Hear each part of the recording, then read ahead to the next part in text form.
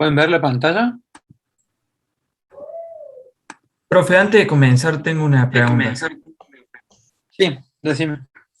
Estaba resolviendo y pude problemas de transporte y asignación con el solver de Excel, pero no lo puedo usar para resolver problemas de programación dinámica, ¿cierto? No entiendo la pregunta. Porque no sabía cómo plantear, por ejemplo, los que son problemas de transporte o asignación con el solver del Excel, los puedo resolver fácil y rápido, pero no sabían los problemas de programación dinámica si puedo plantearlo con esto también. Los, los problemas de programación dinámica vos los podés resolver en Excel, que de hecho así les he mostrado yo los Sí. ejemplos que he resuelto en clase. Los podés resolver. Eh, el tema es que Solver tiene, digamos, Solver es un complemento que te resuelve el algoritmo simplex, por ejemplo, entre otras cosas.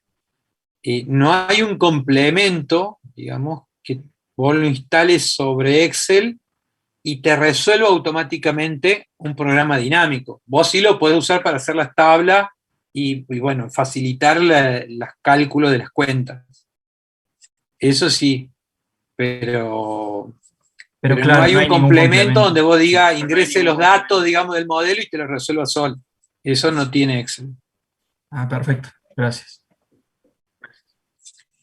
Hay un tema con que en realidad es una característica de la programación dinámica, que es que cada problema, digamos, se plantea de manera diferente. Entonces, por eso poníamos hincapié en ver cómo es la función de recurrencia, porque justamente esa función es la que te permite expresar todo el modelo, todo lo que está resolviendo. Y en general, los diferentes problemas tienen diferentes funciones de recurrencia, funciones recursivas, que bueno, es un tema que en general lo que suele haber son, por ejemplo, paquetes de software que te resuelven problemas de mochila o cierto tipo de problemas, o sea, como que hacen la resolución de un tipo de problema de programación dinámica en general.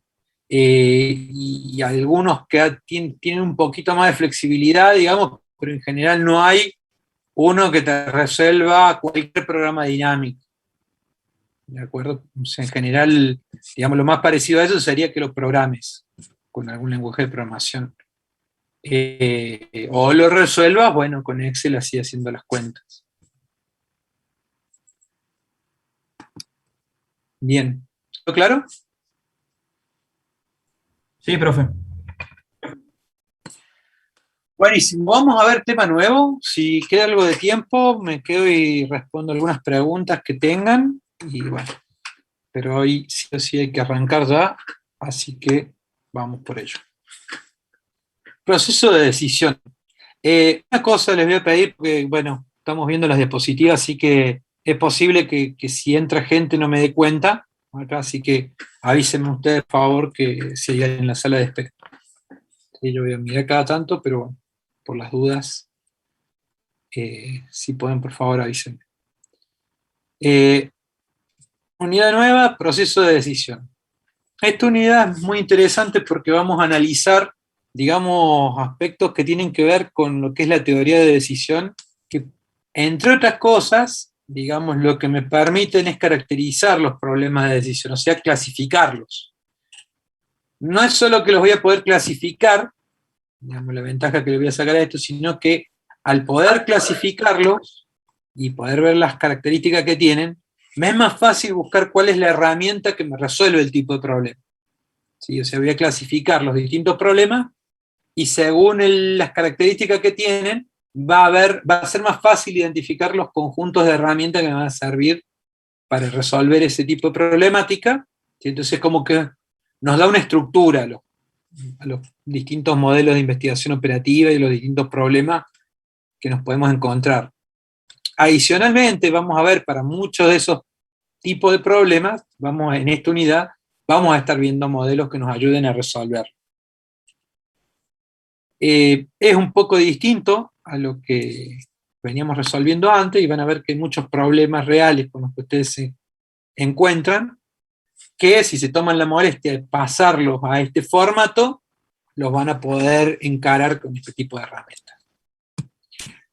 Entonces, bueno, un montón de temas para el día de hoy. Problema introductorio. Un amigo es consultor independiente, actualmente tiene 5 potenciales clientes, de los cuales deberá elegir solo uno para integrarse a un proyecto por el resto del año. O sea, tiene 5 clientes y tiene que elegir a cuál va. Básicamente está eligiendo un trabajo para el próximo año, ¿sí? Para lo que queda del año. Se trata de diferentes perfiles de clientes. El primero es una pyme, el segundo es una institución estatal, el tercero es una importante multinacional, el cuarto es un emprendimiento tecnológico incipiente y el quinto una empresa de servicios financieros. Es una empresa de distinto ámbito. La utilidad generada por cualquier proyecto que elija dependerá de la situación económica que se presente en nuestro país durante el año.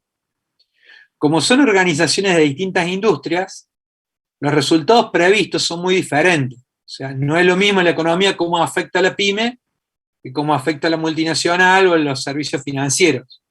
Al punto que capaz que donde una situación del país favorece a un tipo de industria, a la otra capaz que lo perjudica, ¿no? Entonces se plantean 4 posibles escenarios: recesión, normal, positivo y excelente. Un análisis detallado le permite estimar la utilidad en cada caso. Obviamente estos números son inventados y no tienen ninguna lógica respecto a qué es lo que pasa con el país, qué se espera que pase con las pymes, ¿no? No hay nada de eso subyacente. Los números fueron elegidos más bien para facilitar, digamos, el análisis y el ejemplo. Entonces, fíjense que en la tabla tenemos las diferentes empresas a las que voy, los diferentes tipos de empresas a los que podría ir a trabajar esta persona, y tenemos 4 posibles situaciones que se pueden presentar para el país, ¿sí? para el año, si hay un estado de recesión, si es normal, si es positivo, si es excelente. Y estos números se van a leer como que si, por ejemplo, elige ir a la pyme y resulta que la economía le fue normal, va a ganar 5 millones. ¿Sí? Se nota que están inventados los números. Si va a la pyme y le va excelente al país, bueno, le va a ganar 8 millones. ¿Sí? Pero si es una situación de recesión, pierde 2 millones. ¿De acuerdo? Por otro lado, por ejemplo, si va a la de servicios financieros y hay recesión, por alguna razón, como le dije, no hay una lógica real de por qué los números esos se pusieron así. A la de servicios financieros, si hay recesión, le ganaría 12 millones. Si la economía va normal, perdería 5, si es positivo, perdería 1, y si le va excelente, ganaría 9 millones. O sea, por alguna razón, en servicios financieros, esas serían las ganancias estimadas. ¿Está? Y lo mismo para cada una de las otras posibilidades. Sabemos que nuestro amigo considera la utilidad prevista como único criterio. O sea, lo único que va a considerar esta persona para elegir cuál de los trabajos va a tomar es simplemente la plata, que es lo que está representado acá. Entonces la pregunta es, ¿qué recomendación podríamos darle para seleccionar adecuadamente qué es lo que debe hacer? Entonces, de las 5 alternativas que tiene ahí, ¿cuál es la que ustedes le recomendarían? Por favor, participen sin La preocupación, institución digamos. estatal, profe. ¿Cómo? La institución estatal, porque no importa cómo esté el país, sino siempre va a ganar. Bueno, ponele, esa es una opción. ¿Alguien diría otra opción? Puede ser una pyme porque a pesar que en recesión hay pérdida, tendrían más ganancia que con una institución estatal en los otros escenarios. Bien, esa sería otra visión. ¿Alguien más tiene alguna otra opinión sobre qué convendría hacer? En Argentina, servicios financieros siempre te va bien. Pero bueno, olvidémonos, en realidad acá podría decir A, B, C, D, le puse acá los nombres como para que sea más lindo el ejemplo, pero ponele, acá se supone que esta persona está decidiendo en función de la información que hay disponible, que es esta de acá, ¿no? Entonces, lo que sabe es que si hay recesión va a ganar un montón, y si a la economía le va excelente también va a ganar un montón, y en el medio, las dos posiciones en el más o menos, pierde. Eso es lo que sabemos de servicios financieros. Entonces, digamos, la idea es justificar qué le recomendaríamos, pero en función de los números que estamos viendo. ¿Hay alguien que elegiría, por ejemplo? La estatal, profe. Bueno, la Es la única que estatal, tiene todos positivos. obviamente, Si es no, una si no- buena opción, y ya se justificó porque pase lo que pase, va a ganar. Si no Insisto, tenés- esto podría ser A, B, C, D, E, no le busquen el otro análisis, digamos, la idea es que a través de los números justifiquemos por qué elegiríamos una o la otra. Alguien dijo la pyme porque hay varias situaciones en las que gana y una sola en la que pierde, y las que gana mucho, comparado con la estatal, digamos, en la estatal gana, digamos, en el peor caso, igual gana, pero fíjense que la opción pyme, en muchos casos, gana por mucho, digamos. Entonces, con esto no quiero decir que pyme era mejor, sino que está bien fundamentado también lo de pyme. ¿Alguna otra alternativa que ustedes justificarían que valga la pena jugar, digamos, elegir?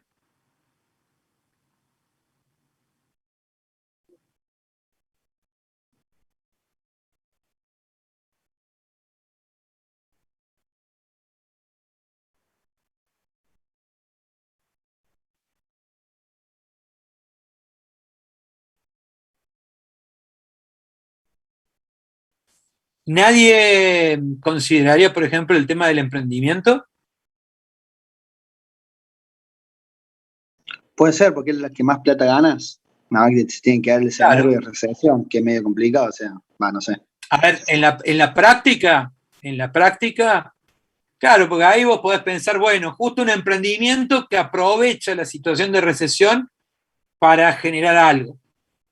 ¿Viste? Entonces hay muchos casos así, donde una situación de crisis, de alguna manera, ¿se acuerdan cuando? No, seguro que no, pero la gente más grande por ahí recordará cuando estaba el tema de los LECOR, los LECOP, que de golpe en el centro pues, se floreció de casas de cambio de eso.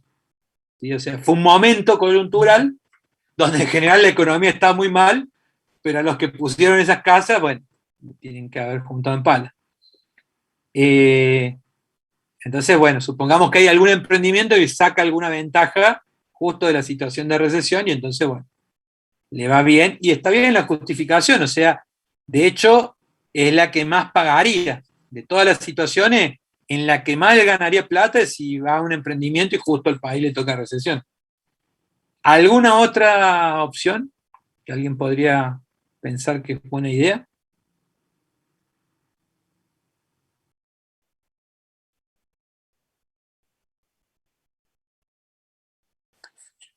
Bueno, lo primero, digamos, está bien. Todas esas ideas que se han planteado están bien.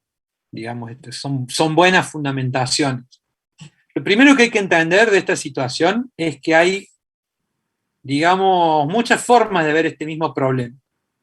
Y cada forma de verlo considera alguna alternativa como algo mejor. Entonces, vamos a empezar a ver un poco más en detalle este tema y vamos a entrar con algunos conceptos básicos para luego volver al problema original. Y vamos a ver que muchas de esas formas que han planteado, muchas de esas soluciones que han planteado, se pueden formalizar con estrategias, digamos, que sean repetibles, básicamente. Digamos, que uno las puede usar como una herramienta. Entonces, el proceso de decisión básicamente se da cuando tengo dos o más alternativas para elegir, ¿no? O sea, bueno, tengo más de una alternativa, porque si no, no es un problema de decisión, básicamente. Si yo no tengo al menos dos alternativas entre las cuales elegir, no es un problema de decisión. Existen dos actores, el decisor y el analista. El decisor es quien tiene la responsabilidad de decidir, ¿sí? y es quien va a tener además una cuestión de que tiene control sobre la subjetividad. O sea, qué es lo que va a priorizar, por ejemplo, si va a priorizar el tema de la plata o el tema de la salida a tiempo al mercado. Eso es algo, son aspectos subjetivos en alguna medida, que es más importante. El decisor, por ejemplo, puede establecer para el problema que estábamos viendo, si lo importante es la seguridad. Entonces había una de las opciones que me hacía ganar plata siempre, mientras que había otra que me hacía ganar más plata, pero había algún riesgo. Entonces, bueno, el decisor es quien tiene que quien toma la decisión, quien tiene la responsabilidad, pero además quien tiene el control sobre la subjetividad. O sea, es la subjetividad que importa, la del decisor. Y por otro lado está el analista. El analista básicamente es quien va a ayudar al decisor a tomar la decisión a través de organizar la información, presentar las alternativas, procesarlas con algún modelo, como los de investigación operativa, ¿sí? Pero el analista no puede poner su propia subjetividad. O sea, el analista organiza la información del problema, la objetiva, como cuánto puede llegar a ganar, y la subjetiva, como qué es más importante, si la seguridad o si la plata. En este problema en particular solamente consideramos la plata, ¿no? Pero hay problemas donde se pueden considerar varios aspectos a la vez, que son del mundo del análisis multicriterio. Pero por lo pronto ahora estamos hablando solamente de un único objetivo en este caso, pero si hubiera más, habría cuestiones subjetivas como que qué tiene más prioridad. Entonces el analista no puede imponer sus prioridades, ¿sí? Su forma de ver las prioridades, sino que son una cuestión del decisor, que es el que tiene la responsabilidad. Entonces, esto es importante entenderlo porque después nos ordenan cómo es el proceso. Existe un conjunto de alternativas, al que llamamos X, que tiene a las diferentes alternativas de decisión, o sea, las diferentes opciones que tenemos. Por ejemplo, si tenemos el problema de que hay un campo y hay que decidir qué hacemos con el campo, podríamos vender el campo, alquilarlo o explotarlo, ¿sí? Y son alternativas diferentes que corresponden al conjunto de alternativas X. También si tenemos una fábrica y hay que decidir cuánto vamos a producir, podríamos fabricar 100 unidades, 200, 300, 400, y son distintas alternativas dentro de la misma situación, que es cuánto hay que fabricar. Para el problema introductorio, si nos tenemos que preguntar cuáles son las alternativas, cuál es el conjunto de alternativas, bueno, era el conjunto de las diferentes opciones que teníamos: trabajar en la pyme, trabajar en la institución estatal, en la multinacional, en emprendimiento tecnológico, en la de servicios financieros. Aparece otro concepto que es el de función de decisión. En la función de decisión, lo que nosotros vamos a hacer, esto es un concepto que trae, digamos, la teoría de decisión. La idea es que podemos relacionar a las alternativas, ¿sí? De manera de poder establecer si una alternativa es mejor que otra, en cuyo caso vamos a decir que es preferible, ¿sí? O si son indiferentes, que es cuando no puedo establecer que una sea mejor que la otra. El símbolo preferible es este, que es como el signo mayor, pero en realidad es curvo, así, tiene como un piquito de pato, ¿sí? Entonces, la idea es que acá lo que estamos representando es que XY es preferible a XJ. O sea, esta alternativa es preferible a esta otra. No vamos a hablar de mejor o peor, en realidad, porque, bueno, dentro del ámbito de decisión, cuando hablamos de, por ejemplo, decisiones donde hay múltiples criterios a la vez, no se puede decir que una cosa sea mejor que otra, pero sí puedo decir que elegiría una cosa antes que elegir la otra. ¿De acuerdo? Yo puedo tener dos autos. Uno que es, digamos, poder tener que elegir entre dos autos, ¿sí? Uno que es muy fachero, pero cuesta muy caro, y otro que no es tan fachero, pero cuesta normal. Vamos a decir barato, pues ninguno. Pero entonces, yo no puedo decir que uno es mejor que el otro, porque uno tiene algunas ventajas y algunas desventajas. Entonces, que sea mejor implicaría que sea mejor en todos los aspectos. Entonces, desde el ámbito de la decisión, en este caso, preferimos hablar de preferible o no preferible, ¿sí? O indiferentes. Entonces, lo que vamos a tratar de establecer son niveles de preferencia, ¿sí? Entre distintas alternativas. Ahora, la función de decisión, lo que me parece, hay muchas formas de establecer la función de decisión, ¿sí? Hay modelos, por ejemplo, para este caso multicriterio, donde hay muchos objetivos a la vez. Quiero un auto que sea barato, pero que a la vez sea fachero, pero que a la vez tenga una buena velocidad, pero que a la vez tenga capacidad de carga, ¿sí? Y a la vez que sea muy confortable, ¿sí? Y en general los autos andan muy bien en algunas cosas y muy mal en otras, ¿sí? Entonces, como que de alguna manera se puede establecer ese orden de preferencias, pero no es un orden tan simple como decir que una cosa es mejor que la otra. Entonces, todo esto está dentro del campo teórico y van a ver que más adelante, cuando veamos decisión multicriterio, va a haber distintas formas en que se resuelve esto. Nosotros en esta materia vemos un par de modelos nomás para analizar eso, pero hay todo un campo muy grande de la investigación de operaciones que estudia los problemas multicriterio y que tiene diferentes formas de buscar cómo establecer estos niveles de preferencia, digamos, o estas relaciones de preferencia, mejor dicho. Una de las formas, ¿sí? Y esto es de la escuela americana, y hay diferentes escuelas de investigación operativa, ¿sí? La escuela americana, la escuela francesa. La escuela americana tiene una forma de ver, que es la que toma esta teoría de decisión, que es la de a cada alternativa le va a asociar un escalar, un número, ¿sí? Entonces, la función de decisión básicamente es una función que a cada alternativa le asocia un número. Y la idea es que ese número me sirve como criterio para ordenar las alternativas. O sea que yo con ese criterio, con esa función, le pongo un número a cada alternativa y con ese número las puedo ordenar. Entonces, yo tengo las distintas alternativas del conjunto de alternativas y a través de una función, por ejemplo, d de x, o sea, yo tomo cada alternativa, la mando como parámetro de esta función y me calcula si un número, un escalar, un número real, y yo después con ese número real puedo establecer las relaciones, porque por ejemplo, a ver, vamos a un caso práctico. Si yo estoy eligiendo proveedores para comprar un celular. Ya sé cuál es el celular. ¿Sí? O sea, voy a comprar el, no sé, Nokia N100. Y tengo 3 proveedores que me venden exactamente el mismo celular. Pero lo que difiere es la plata. ¿Cuánto me cobran por el celular? ¿No? Entonces yo podría establecer que mi función de decisión es simplemente considerar el costo.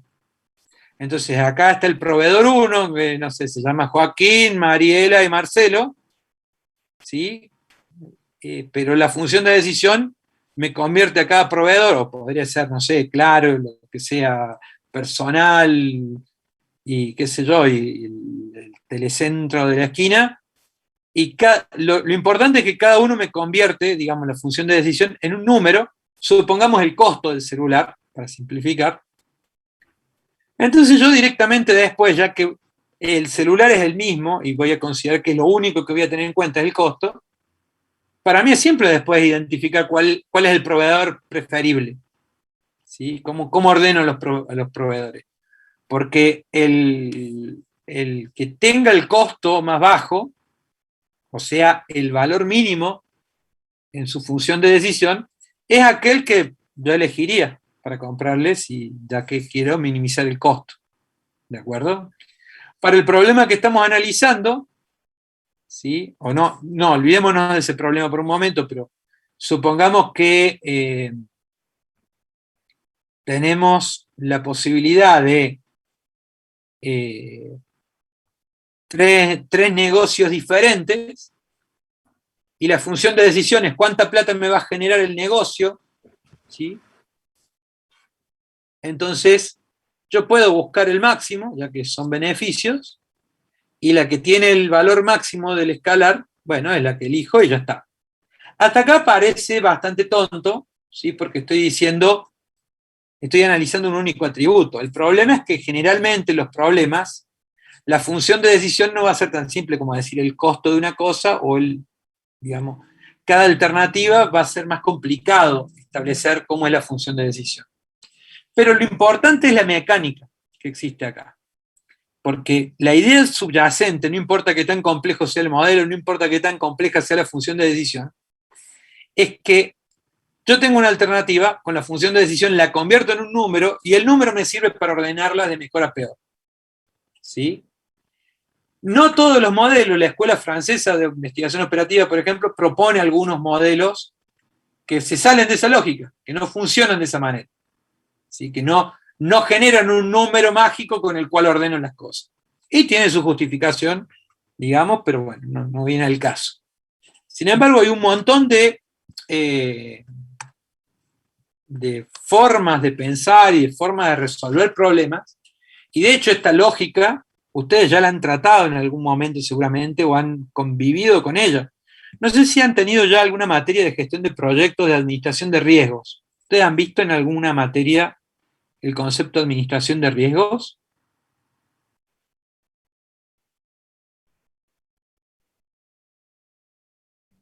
No, por ahora no.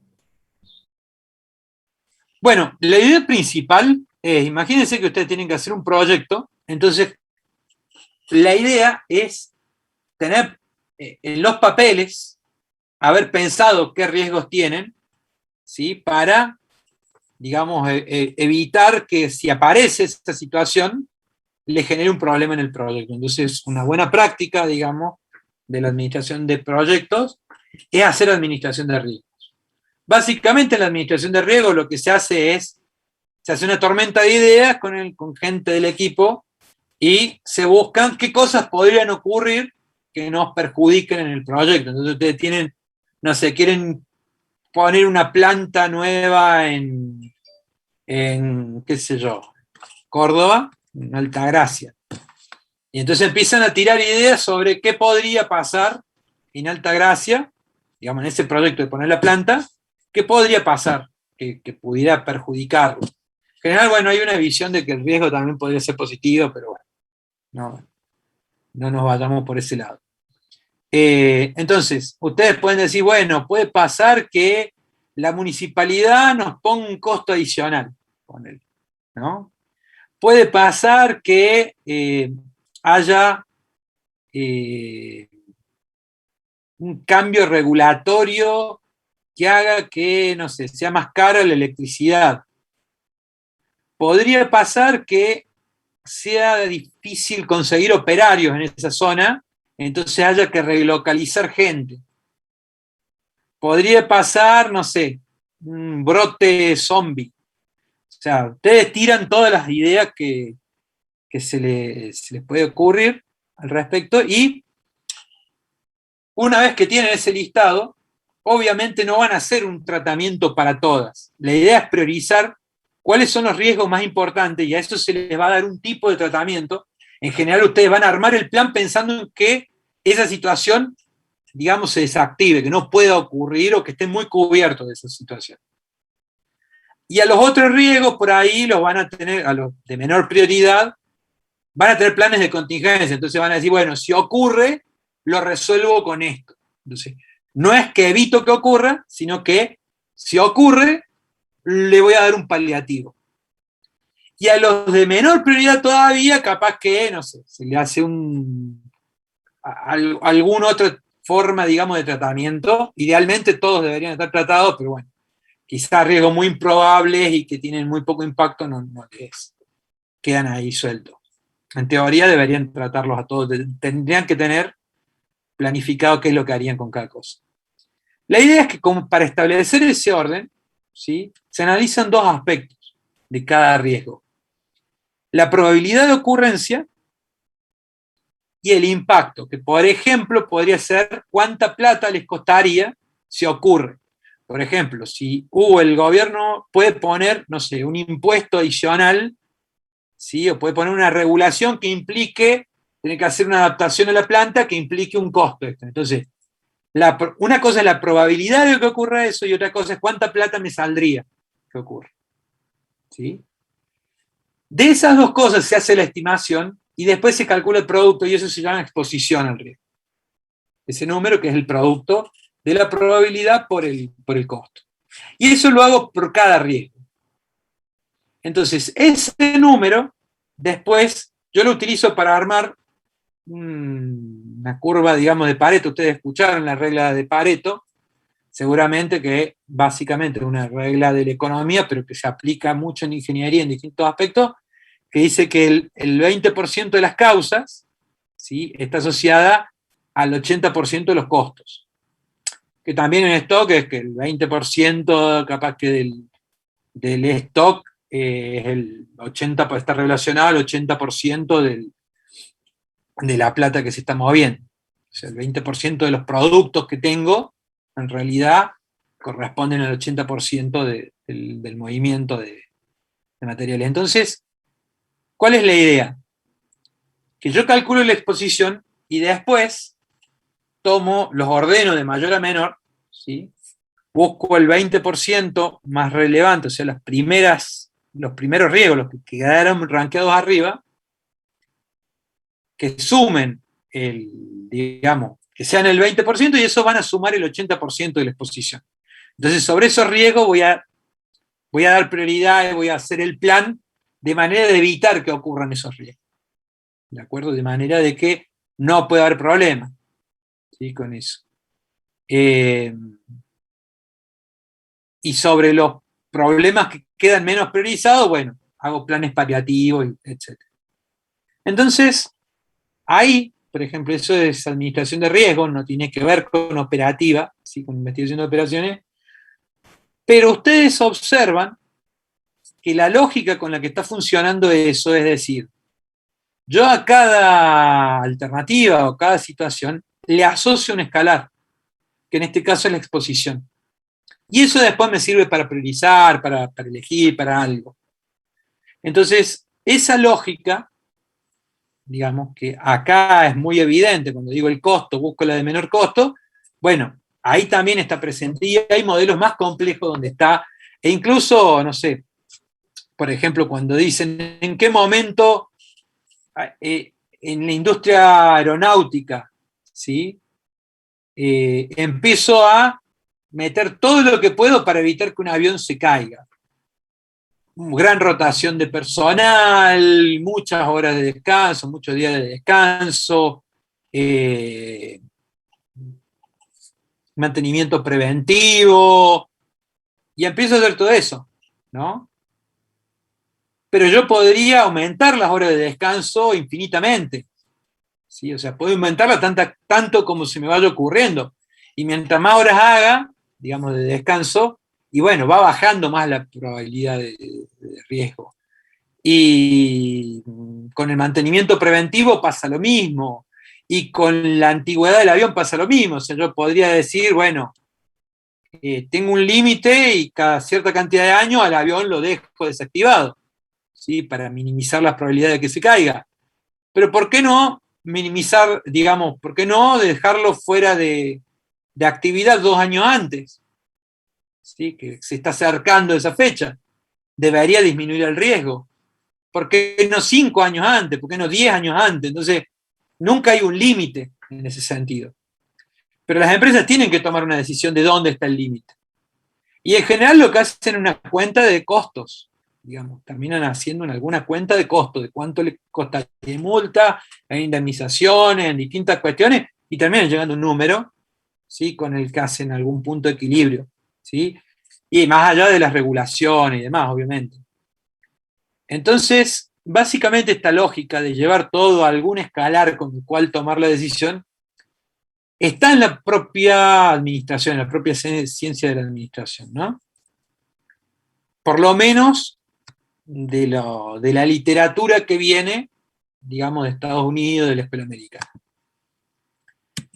Bueno, ya hablamos de los ejemplos. Entonces, dijimos que había un conjunto de alternativas y dijimos que de alguna manera había que asociarles un escalar para poder ordenarlas, de mejor a peor. Ahora vamos a otro aspecto que tienen los problemas de decisión, y es lo que llamamos estados de la naturaleza. Los estados de la naturaleza son situaciones o contextos que se pueden presentar. Hablamos de un problema donde decíamos, tenemos un campo y hay que decidir si lo usamos para pastoreo, si lo alquilamos, si lo vendemos, si lo explotamos para plantar soja. ¿De acuerdo? Por ejemplo. O, por ejemplo, a este campo tenemos que decidir si lo vamos a usar para plantar soja o si lo vamos a alquilar. Digamos, que plante otro y se come el riesgo el otro, por ejemplo. ¿No? Y obviamente, el contexto que se produce, o sea, nosotros elegimos si lo explotamos nosotros o si lo alquilamos. Se toma esa decisión. Y durante el año ocurre alguna de estas tres situaciones que no las sabemos nosotros a priori. Podemos sospechar que va a ocurrir, pero no sabemos cuál de ellas se va a presentar. Y obviamente, según qué elegimos nosotros y según qué situación se presentó, es la ganancia que vamos a obtener. Entonces, los estados de la naturaleza representan contextos que se pueden presentar, que no sabemos cuál es el que se va a presentar, y bueno, debemos considerar que se va a presentar uno de ellos. ¿Sí? Entonces, por ejemplo, para el año podría pasar que el precio baje, que suba, que sea normal para la soja, o si nosotros tenemos que elegir si vendemos el campo, lo explotamos, lo alquilamos, ¿qué va a hacer el vecino? Sería otra opción. ¿Sí? Porque si yo lo quiero vender y el vecino también lo quiere vender, hay mucha oferta y el precio baja. Entonces, que el vecino quiera vender genera un contexto para mí, para la decisión que estoy tomando. ¿De acuerdo? Y por otro lado, otro ejemplo podría ser que haya una demanda. Nosotros decíamos, un fabricante puede tener que decidir cuántas unidades va a fabricar. ¿Sí? Y los contextos pueden ser que para ese producto la demanda sea de 100, de 200, de 300, de 400 unidades. ¿De acuerdo? O sea, el estado de la naturaleza refleja, digamos, el contexto que se puede presentar. Entonces hay un conjunto de estados de la naturaleza para un problema en particular. Para el problema introductorio del que estábamos hablando, claramente los estados de la naturaleza eran cómo iba a ir el país, digamos. La economía, si iba a ser recesión, si iba a ser normal, si iba a ser optimista, si le iba a ir excelente. Bien. ¿Hasta acá alguna pregunta? ¿Está claro lo que estamos hablando? Sí, profe. Sí, profe. Bueno, gracias. Entonces, seguimos. Lo que vamos a hacer es ordenar estos dos conjuntos en una matriz que llamamos matriz de pagos o de compensaciones, donde las filas van a ser las alternativas, las columnas van a ser los estados de la naturaleza, y en las celdas, digamos, en las intersecciones, lo que vamos a estar indicando es cuál es la compensación o el pago que recibimos, dado que se elige la alternativa de la fila y que se presenta el estado de la naturaleza de la columna. ¿Sí? Entonces, si la persona eligió esta alternativa y este fue el estado de la naturaleza que se presentó, esta sería la compensación correspondiente a la alternativa 1 y el estado de la naturaleza 2. Esta es una forma de representarlo, esta es otra, diciendo directamente, esta hace referencia al índice, digamos, a los índices del valor dentro de la matriz, y esto a la función en sí.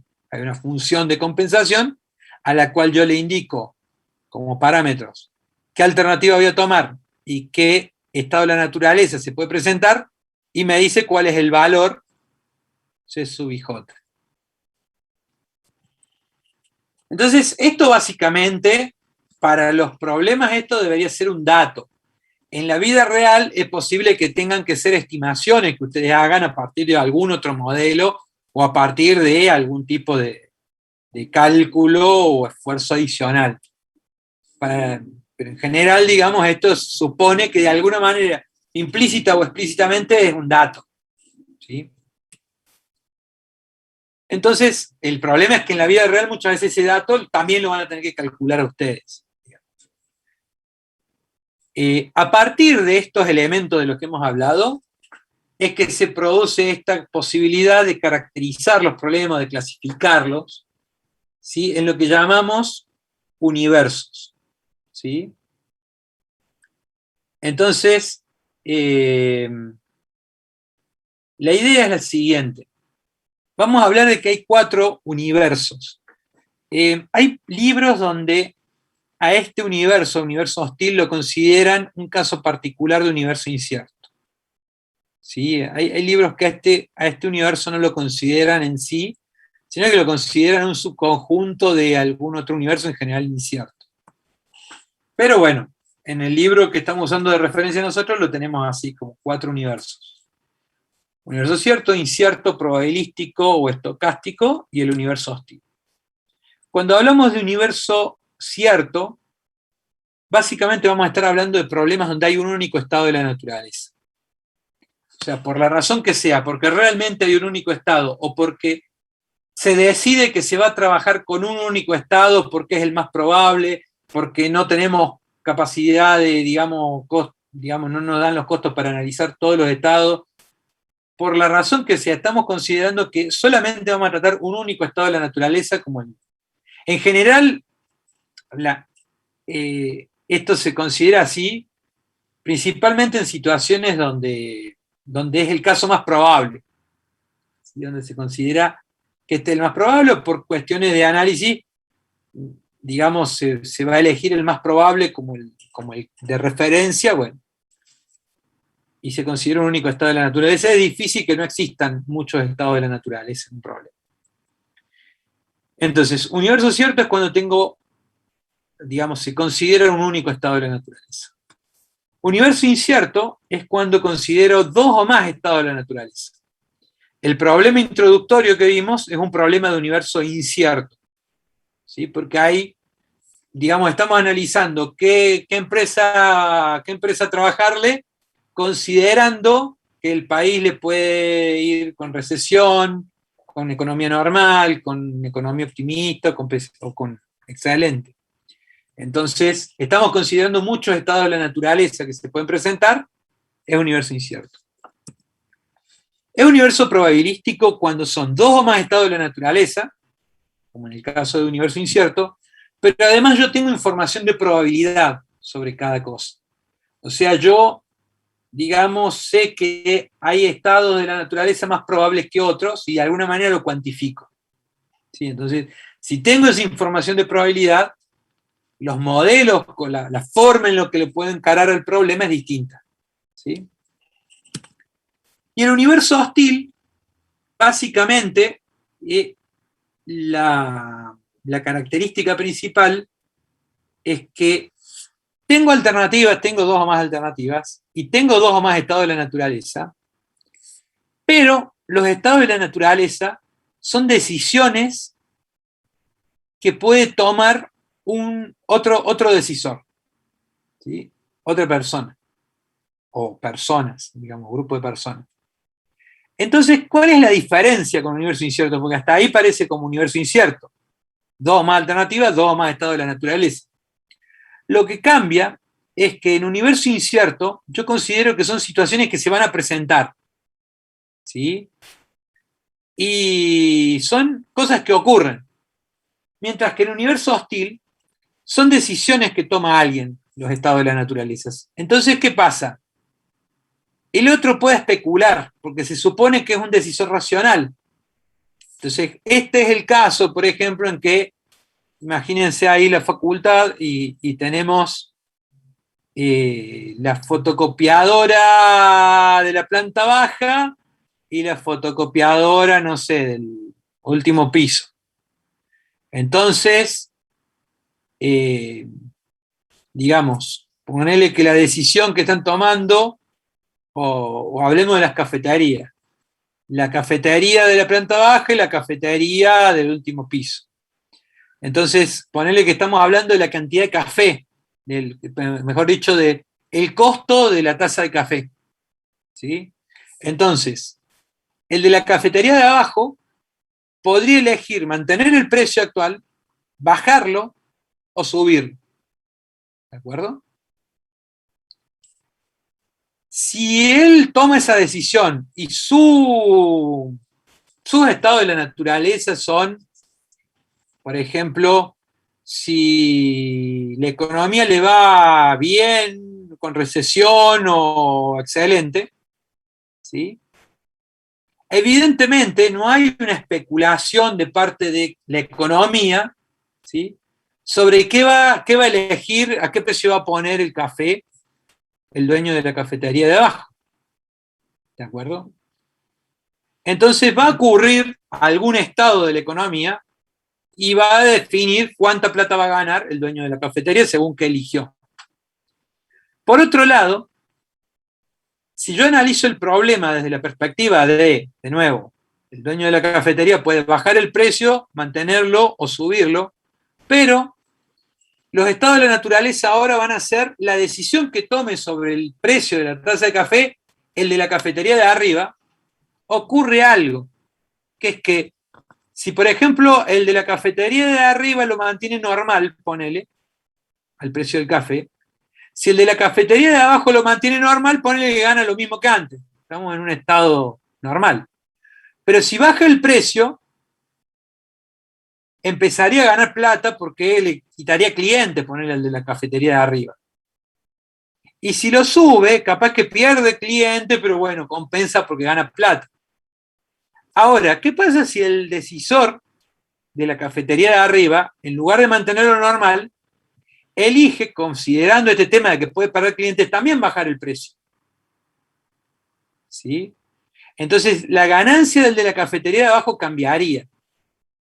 Y esto lo sabe el decisor. Entonces, no es lo mismo hablar de si va a llover o no va a llover, a establecer una situación de competencia donde sí, lo que decide el otro establece contextos para mí a la hora de tomar decisiones, entonces son estados de la naturaleza, pero no puedo considerar que son cosas que ocurren simplemente, como si llueve o no llueve, si a la economía le va muy bien o le va muy mal, o no sé, si se libera la cuarentena o no se libera la cuarentena, ¿no? Sino que acá como los resultados interactúan para el decisor que estoy analizando, pero también para el que me establece los estados de la naturaleza, va a haber una especie de lo que llamamos juego, va a haber una especie de especulación de parte de ambos, que van a ir mirando qué estrategia le conviene usar, ¿sí? Entonces, no es la misma situación, ¿de acuerdo? No es la misma situación que cuando las cosas ocurren, la situación en la cual el contexto está dado por una decisión que piensa otra persona, que encima se beneficia o se perjudica según que elijo yo. Entonces, ese tipo de problemas son los que analiza Universo Hostil y básicamente son los que, digamos, se estudian a través de lo que se llama teoría de juegos. Si alguien vio la película esta, Una mente brillante, bueno, la película esa habla sobre John Nash, que es precisamente un investigador que ganó el premio Nobel porque hizo grandes avances sobre lo que es teoría de juego, que precisamente eran modelos para estudiar este tipo de situaciones. Bien, ¿está claro hasta acá? ¿Alguna duda?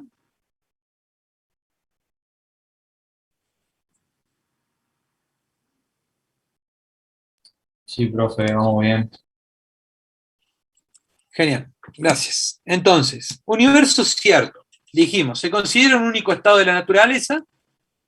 Las compensaciones dependen solo de la alternativa, porque claro, si hay un único estado de la naturaleza, lo que va a cambiar en realidad a la hora de hacer la matriz de compensaciones es qué alternativa elegimos.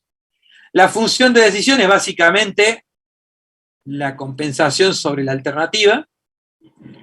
Y es muy fácil, o sea, si estoy hablando de compensaciones que son beneficios, el máximo C es el que, o la máxima función de decisión, es el que me está indicando cuál es la mejor alternativa.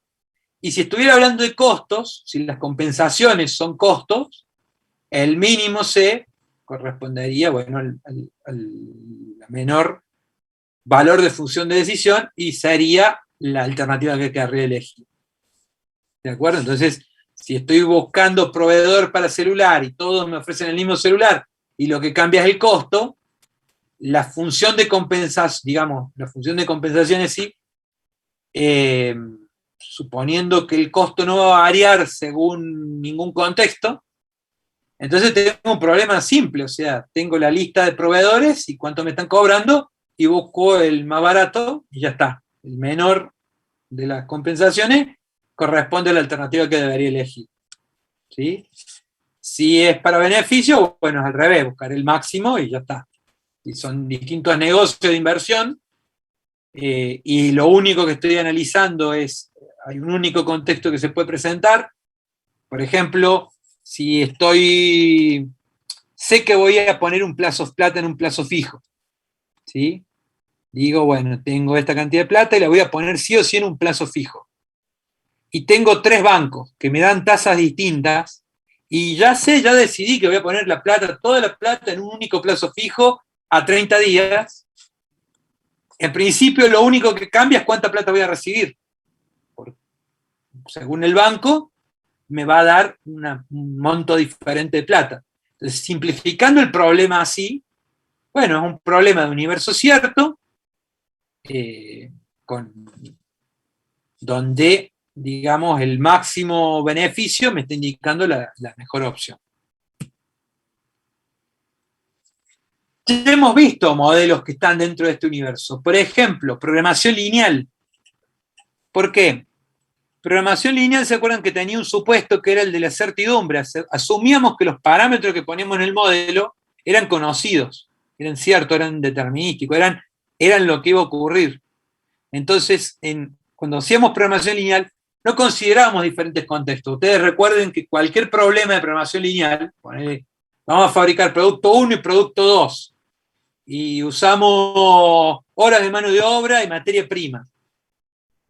Todos esos parámetros, ¿cuánto gano por el producto 1 y por el producto 2? ¿Cuánta materia prima tengo disponible?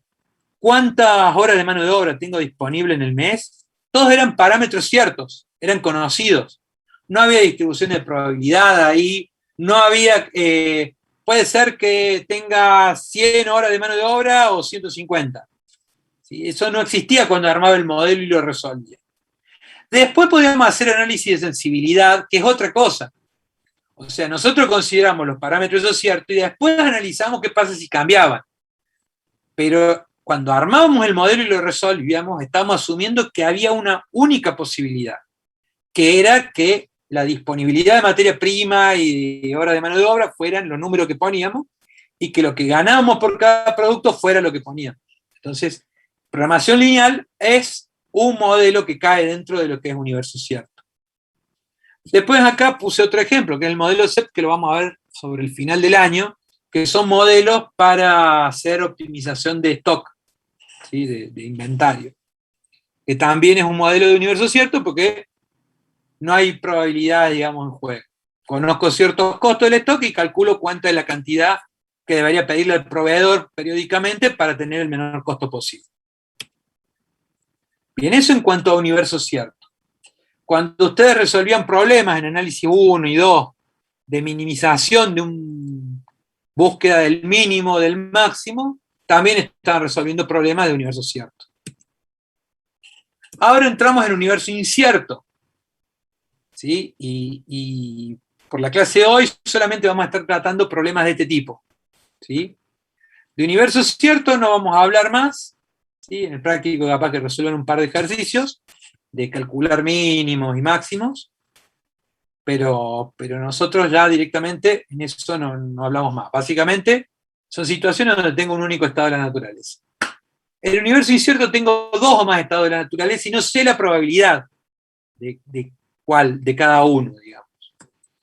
Entonces, la forma de encararlo, este es el problema inicial. El problema inicial que estuvimos charlando, es un problema de universo incierto. Y bueno, lo vamos a encarar a través de lo que llamamos criterios, ¿sí? Entonces, bueno, los criterios con los que vamos a trabajar van a ser el criterio de pesimismo, o criterio de Wald, criterio de pesimismo relativo, criterio de Hurwitz, criterio de X probabilidad o de Laplace-Lagrange, y el criterio de mínimo arrepentimiento o criterio de Savage. Vamos a ver cuánto de esto llegamos a dar hoy. Entonces, volvemos al problema original. Tenemos acá la matriz de pago, ahora le pongamos nombres a las cosas. Estas eran las alternativas X, X1, X2, X3, X4, X5, los estados de la naturaleza, Y1, Y2, Y3, Y4, y estas son las compensaciones. C de X1, Y sub 1, C de X1, Y sub 2 y así. Entonces, ¿de qué nos habla el primer criterio que vamos a ver? El criterio de pesimismo o criterio de Watt. Lo que nos dice es, miren cómo es el algoritmo. Un algoritmo, recuerden, es una serie de pasos que yo sigo para resolver un problema. Tomo la matriz de pagos. Por cada alternativa voy a identificar el peor resultado. ¿Sí? El peor resultado. Si es un problema de beneficios, el peor resultado es el más chico, el número más bajo. Si es un problema de costos, es el más grande, porque sería el peor resultado sería el costo más grande. En este caso eran beneficios, entonces el peor resultado, por ejemplo, es menos 2 para la primera. En el segundo caso es 2, en el tercer caso es menos 2, en el cuarto caso es menos 25 y en el último caso es menos 5. ¿De acuerdo? Lo siguiente que vamos a hacer es identificar de todos esos casos, bueno, este resultado que tenemos es lo que llamamos la función de decisión. ¿Se acuerdan? Esa función que me asociaba a un escalar. Entonces, ese escalar es el que me identifica la función de decisión asociada a cada alternativa. Y lo que voy a hacer es buscar de todos esos valores el mejor. En este caso, como son beneficios, ¿cuál sería el mejor? El 2.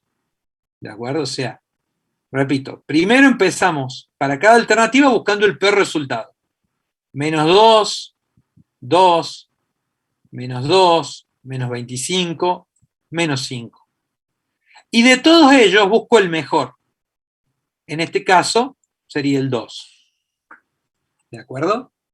Y ese es el que me está identificando cuál es la alternativa que debería elegir. ¿Sí?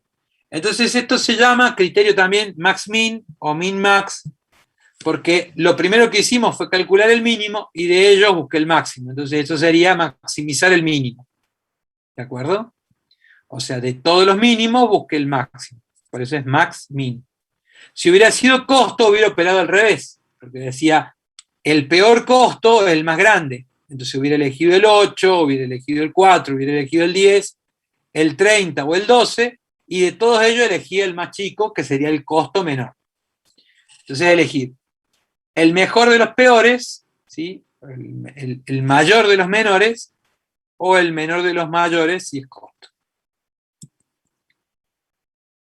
Y este criterio, bueno, se considera muy conservador. Yo lo que quisiera que analicemos ahora es, ¿por qué elige este así? Lo que estuvo haciendo básicamente es decir, lo peor que me puede ocurrir si elijo esta alternativa es perder 2 millones. Lo peor que puede pasar si elijo la 2 es ganar 2 millones. Es lo peor, ganar 2 millones. Podría ganar más, por eso es la peor. Si elijo el X3, lo peor que puede pasar es que pierda 2 millones. Si elijo el X4 es que pierda 25 millones, y así. Entonces, de todos los peores, elijo el mejor, que en este caso es ganar 2 millones. Entonces, es un criterio conservador, porque este 2 se interpreta como que si elijo esta alternativa, en el peor de los casos voy a ganar 2 millones. ¿Sí? Puedo llegar a ganar más, pero de mínima gano 2 millones. Entonces, cuando yo quiero tomar una decisión de manera muy conservadora, este criterio viene muy bien, porque me asegura, digamos, que si hay un resultado adverso, que no puedo prever, digamos, cuál de los resultados va a ocurrir, o sea que podría ocurrir un resultado adverso, si ocurre un resultado adverso, es con el que menos peor me va a ir. ¿De acuerdo? En este caso es tan menos peor que encima gano.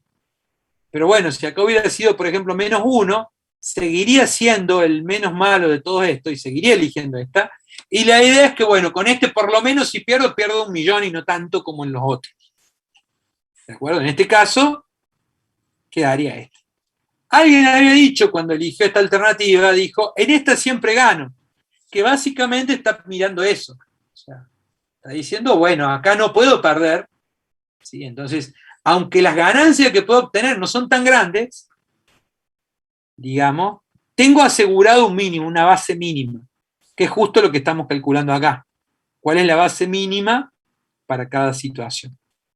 ¿De acuerdo? Entonces, este criterio es muy conservador, me hace perder eventualmente oportunidades que pudieran existir, porque en este, fíjense que lo más que puedo llegar a ganar es 4 millones y en los otros hay 8, 10, 30, 12.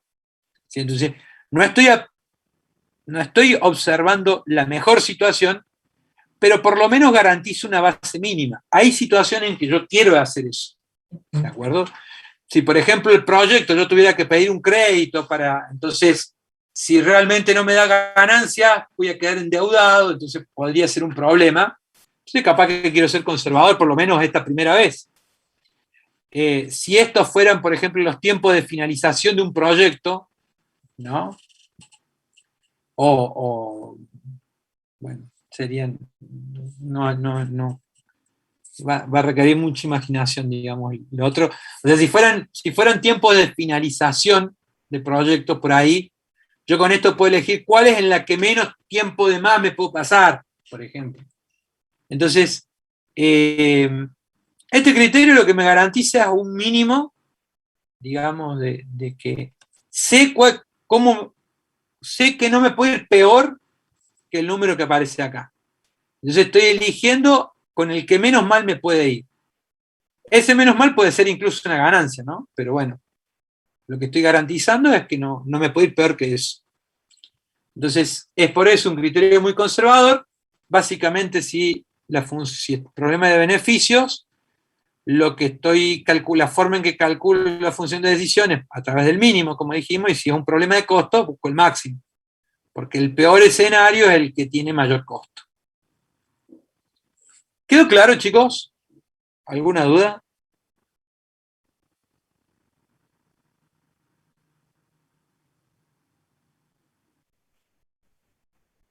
Quedó claro, profe.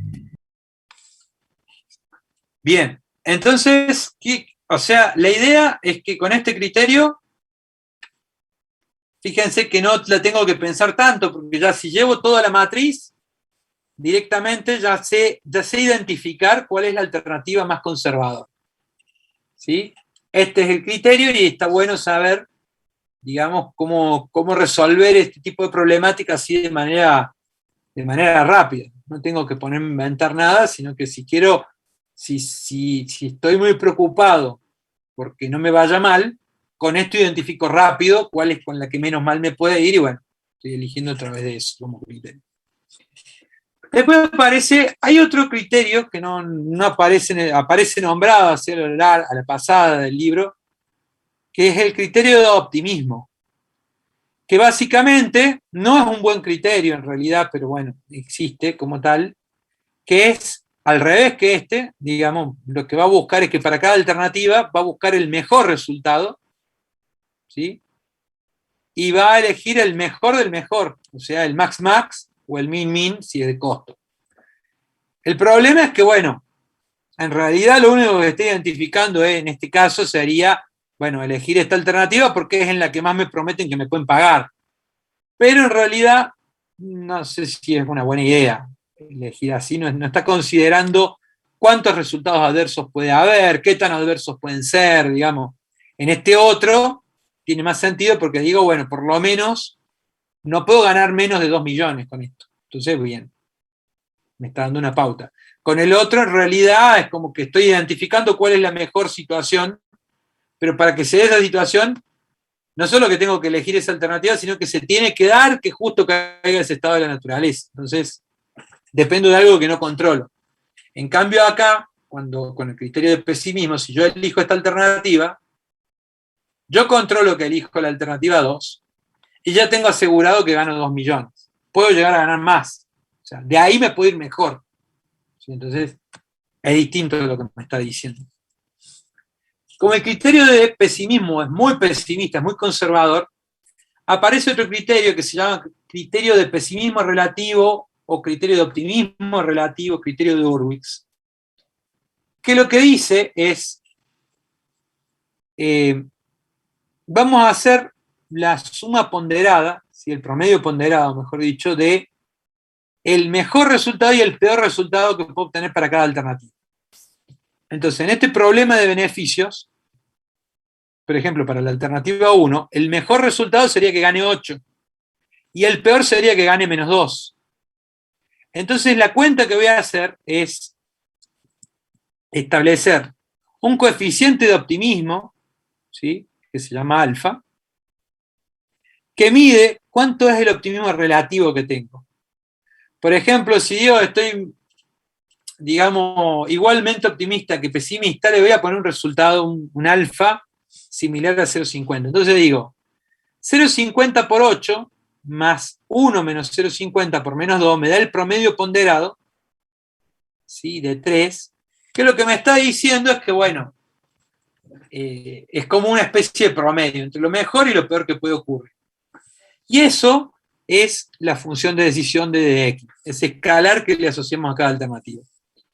Como habíamos dicho, para cada alternativa vamos a hacer la misma cuenta, entonces acá en la segunda, por ejemplo, el mejor resultado es 4 y el peor resultado es 2, entonces vamos a calcular el promedio ponderado de 4 y 2, ¿sí?, usando un alfa de 0,50 y de 1 menos 0,50. Lógicamente, si acá yo, por ejemplo, estoy menos optimista, le pondré un 0,30 y entonces acá será un 0,70. Entonces, está impactando más el peor resultado que el mejor resultado posible. ¿De acuerdo? Entonces, con ese alfa yo voy regulando qué tanto quiero que impacte, ¿sí?, en la decisión el mejor resultado y el peor resultado. Moviendo ese alfa, muevo las dos cosas a la vez. O sea, la incidencia del mejor resultado y la incidencia del peor resultado. Y luego, lógicamente, en un problema de beneficio, voy a buscar, como es un promedio ponderado entre beneficios, el valor mayor me va a estar diciendo cuál es la alternativa que debería elegir, en este caso X3.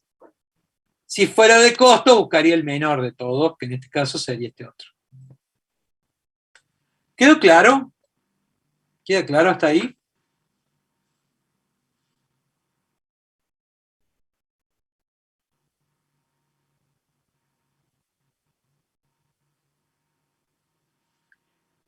Un aspecto muy importante es que no confundir este 0,50 con probabilidad. Este coeficiente que va entre 0 y 1 es como un amperímetro, como un medidor como un potenciómetro con el que yo regulo el nivel de incidencia que quiero que tenga en la decisión el mejor resultado, qué tanto afecta el mejor resultado y el peor resultado a la hora de elegir. ¿De acuerdo? No es probabilidad. Decir que hay una probabilidad de 0,50 en este caso sería un error, porque probabilidad de 0,50 quiere decir que es tan probable que ocurra el mejor escenario como que ocurra el peor escenario, y no es de lo que estamos hablando. ¿De acuerdo? No sé qué probabilidad hay de que ocurra una cosa o la otra. Lo que sí quiero tener en cuenta es que quiero que afecte a la decisión, a la hora de elegir la alternativa, quiero que sea tan importante el mejor resultado que puedo tener como el peor. Que los considere los dos de la misma manera. Si yo, digamos, de alguna manera quiero resguardarme del riesgo, voy a empezar a aumentar, digamos, este término. O sea, voy a bajar el valor de alfa, cosa de que este número sea más grande y entonces el peor resultado tenga más incidencia en esto. ¿Sí? ¿Está claro hasta acá, chicos? Sí, profe. Bien, y Sí, ahora... profe, Sí, una pregunta, decime. ¿el alfa ese lo darían como dato en los ejercicios, se supone, o de dónde sale? En general sí, ¿sí? Y ahora justamente venía el tema de que en la práctica, ¿quién nos da el alfa? ¿Se acuerdan que había hablado de que estaba el decisor y el analista y que el decisor era el que tenía la subjetividad? Este alfa es un valor subjetivo. ¿De acuerdo? O sea que en la práctica, si ustedes tienen que resolver esto, a ustedes como ingenieros, digamos, lo que les va a ocurrir es que muchos problemas van a tener que decidir ustedes. ¿De acuerdo? No sé, tengo que comprar una máquina y, digamos, tengo distintas situaciones y esto es lo que le puedo ganar a la máquina de plata, digamos, durante el desarrollo. Entonces, bueno, ustedes van a tener que elegir, tienen que elegir la máquina, bueno, ustedes hacen de decisor y de analista. Si no, puede ser que estén asesorando a otro. El tema es que alguien, y esto es el decisor, establece si está igualmente optimista que pesimista, si está más optimista que pesimista, o si está más pesimista que optimista. Y eso lo dice en función, digamos, de qué valor de alfa tenemos para calcular. Y acá la pregunta es, y bueno, y entonces es un número que se saca de la galera a alguien. Bueno, en principio sí. Ahora, hay un análisis que nos sirve para que veamos que en realidad, más allá de que el número es subjetivo y se lo saca de la galera a alguien, igual el modelo sirve. Y lo mismo es práctico, digamos, útil aplicar esto. Y eso, digamos, para verlo, vamos a utilizar una herramienta que se llama análisis de sensibilidad. Que básicamente lo que va a establecer, lo que me va a ayudar a determinar es cómo cambia la alternativa que voy a elegir en función del nivel de optimismo que tengo. Porque lógicamente lo que ocurre es que, ¿cómo establecemos, por ejemplo, que el nivel de optimismo es de 0,30 y no de 0,31? O de 0,31543, ¿sí? O de 0,10. O sea, ¿qué criterio usamos? Entonces, es muy difícil establecer eso, pero vamos a ver que en realidad no necesariamente va a tener un impacto tan grave, diferencias pequeñas entre esos valores. Entonces, una aproximación en el valor de alfa, en muchos casos va a ser más que suficiente. Y esto lo observamos a través del análisis de sensibilidad. Una cosa antes de continuar es que quiero que observen que en el caso extremo, en el cual el decisor no tiene optimismo, o sea, diría que el alfa es 0, ¿sí? Fíjense en la fórmula qué es lo que ocurre. Si el alfa es 0, toda esta parte se anula. Y esta parte me queda 1 menos 0, o sea que esto me queda 1. Con lo cual, toda la función de decisión queda como el mínimo, en este caso, que era beneficio, el mínimo del C de la compensación. Es decir, que me queda el peor escenario únicamente. O sea que queda el criterio de pesimista, básicamente. Entonces, el criterio pesimista es un caso particular del criterio de Hurwitz.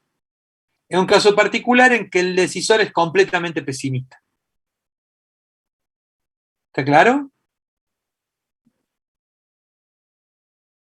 O sea, en esta fórmula, no sé si se fijan en la fórmula del criterio de Wold, ¿sí? La función de decisión cuando es de beneficio es el mínimo de las compensaciones. O sea, yo buscaba el peor escenario acá, ¿no? Y eso me daba la función de compensación. En el criterio de Hurwitz, yo tengo la mejor, para beneficio, es el mayor y el menor, ¿sí? O sea, la mejor compensación y la peor. Si el alfa es 0, quiere decir que el optimismo es 0. Esta parte se anula y esto me queda 1 menos 0, entonces me queda el mínimo, o sea, queda igual que el criterio de Wold. Lo cual es lógico, porque el criterio de Wold es el criterio pesimista, y si acá no tengo optimismo, me queda el criterio pesimista. Me queda algo equivalente al criterio pesimista. Si yo soy completamente optimista, esto se va a 1, esto queda 1 menos 1 y esto se anula, y entonces me queda que para beneficio es el máximo, y me queda el criterio optimista, ¿de acuerdo? Que también es un caso particular del criterio de Hurwitz. Bueno, ahora vamos al análisis de sensibilidad. Básicamente, lo que quiero hacer es analizar cómo cambia la alternativa que voy a elegir en función del valor de alfa. Entonces, yo lo que voy a hacer es graficar sobre un par de ejes de coordenadas, digamos, acá en X, voy a graficar el alfa. Entonces, alfa, dijimos, varía entre 0 y 1. ¿De acuerdo? Por otro lado, sobre el eje Y, lo que voy a estar representando es el valor de la función de decisión, ¿sí? Que era esta fórmula que hemos visto para el criterio de Hurwitz. Tomemos uno de los casos, uno solo de los casos. Por ejemplo, el de X4, la alternativa 4, que sería alfa por 30 más 1 menos alfa por menos 25 igual a la función de decisión. Según cuánto vale el valor de alfa, ¿sí? Va a ir, según cuándo va variando esto, ¿sí? El valor de alfa, el valor de la función de decisión va cambiando. ¿De acuerdo? Como acá, esto varía con una única variable, que es alfa. En realidad acá la variable independiente es alfa, Esto es una función lineal, ¿sí? Y es muy fácil identificar cómo es esta curva, en realidad, porque yo digo, si alfa vale 0, esta vale 0, se anula acá, y me queda 1 menos 0. Entonces, cuando alfa vale 0, la función de decisión vale menos 25. Entonces, cuando alfa vale 0, la función de decisión vale menos 25. Por otro lado, si alfa vale 1, ¿sí? Me queda 30 acá, 1 por 30, más 1 menos 1, o sea, todo esto se anula. Entonces la función de decisión vale 30. O sea, cuando alfa vale 1, la función de decisión vale 30. Entonces, según cuánto es el valor que le da a alfa el decisor, a mí me va cambiando el valor de la función de decisión. O sea, si es muy pesimista, si el tipo es totalmente pesimista, me da menos 25. Pero si es algo optimista, un poquito menos pesimista, digamos, bueno, me da cerca de menos 20. Si aumenta su optimismo, va aumentando el valor de la función de decisión. Si está más o menos, me da por ahí cerca de 0,2, ¿sí? Si el tipo está recontra optimista, bueno, me da 0,8. Y si se levantó del lado derecho de la cama, se subió arriba de un unicornio y vino corriendo hasta el trabajo, bueno, está muy optimista y le da un valor muy grande de función de decisión. Entonces, bueno, puede ser cualquiera de ellas en realidad, la que toque el decisor. Lo importante es cómo vamos a aprovechar esto, viene a continuación. Ese es para un caso, para una alternativa. Fíjense si hacemos el análisis para la otra alternativa, para x5, por ejemplo. Sería esta ecuación de acá. Si alfa vale 0, entonces esto da 1, entonces cuando alfa vale 0, para x5 vale menos 5. Si alfa vale 1, ¿sí? Me queda 12 por 1 y esta parte se anula, entonces cuando alfa vale 1, esta otra vale 12. Entonces, ¿qué quiere decir? Que el decisor, si eligiera, digamos, si está totalmente pesimista, con esa alternativa su función de decisión le da por acá. Pero si empieza a aumentar su optimismo, la función de decisión para esa alternativa va a subir. Yo cuando elegí una alternativa a la otra, ¿sí? Cuando elegía entre, por ejemplo, imaginemos que estas son las únicas alternativas que tengo, como es promedio ponderado entre los beneficios, la que me da más alto es la mejor, la que elijo, según el criterio de Hurwitz. Entonces, nos quedemos con estas dos que son las que hemos graficado. Fíjense qué interesante, porque acá hay un punto, ¿sí?, crítico donde decimos, acá donde se cruzan. Para valores de pesimismo, digamos, de optimismo relativo por debajo de 0,52, pongamos que es donde se cruzan acá, este 0,50 en 0,52. Para un alfa menor que 0,52, la alternativa que terminaría eligiendo a través de Hurwitz sería la alternativa 5, porque es la que me da un mayor valor en la función de decisión. ¿Está claro? O sea, yo estaría comparando entre o sea, ponerle que el decisor dice que su alfa es de 0,2. Entonces, cuando uso estas fórmulas, me daría, para x5 me daría este punto y para x2 me daría este valor de d. Como este es mayor, elijo a esta alternativa, que es x5. Entonces, para valores menores que 0,52, no importa en realidad cuál valor eligió.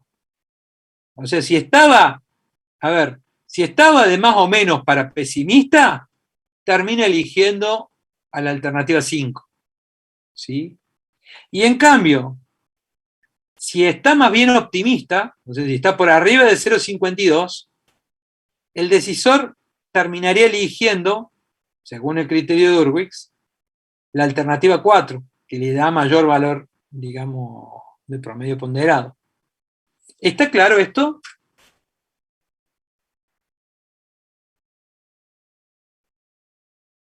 Sí, profe.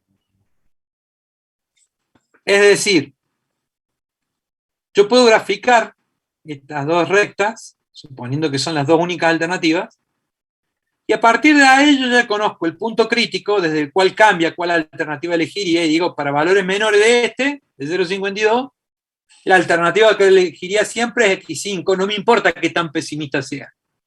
Y para alternativa, y para casos de, digamos, de optimismo mayores que 0,52, siempre elegiría X4 en este caso. No importa si es 0,80, 0,81, 0,81,3, 0,90, si es totalmente optimista, siempre termina eligiendo esta alternativa. Entonces vemos que, aunque es un número subjetivo, y aunque es un número, digamos, muy arbitrario, en realidad no importa tanto, ¿sí?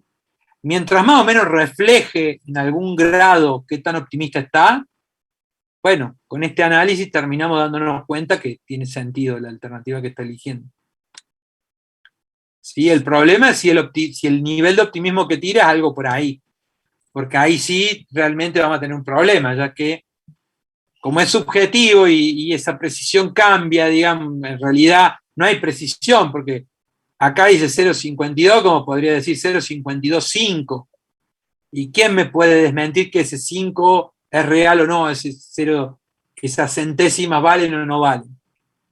¿De acuerdo? Pero la mayoría de las veces va a terminar ocurriendo que cae en una zona así o en una zona así.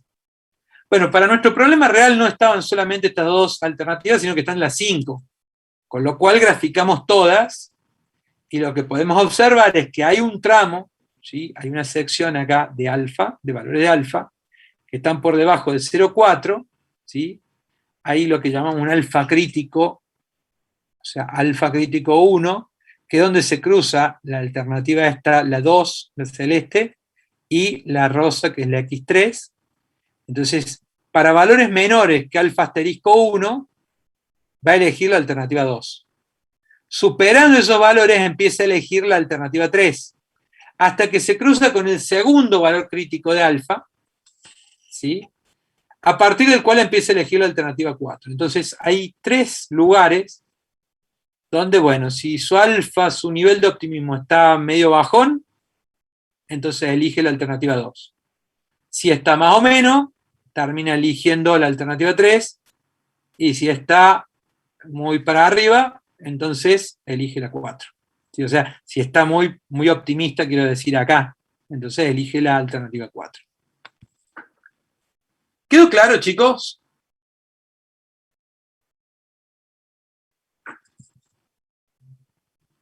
Sí, profe.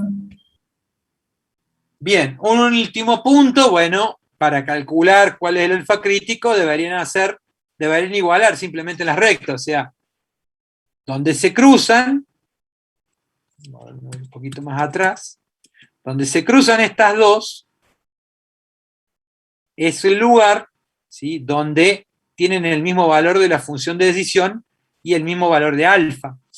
Entonces, si quiero saber cuánto es ese valor de alfa, esta era la curva para esta función y esta, como las dos se cruzan en el mismo valor de la función de decisión, toda esta parte la igualo acá, a todo esto, y despejo alfa, y de ahí me sale cuál es el alfa en el cual las dos funciones de decisión dan lo mismo. Bien. ¿Quedó claro? ¿Alguna duda?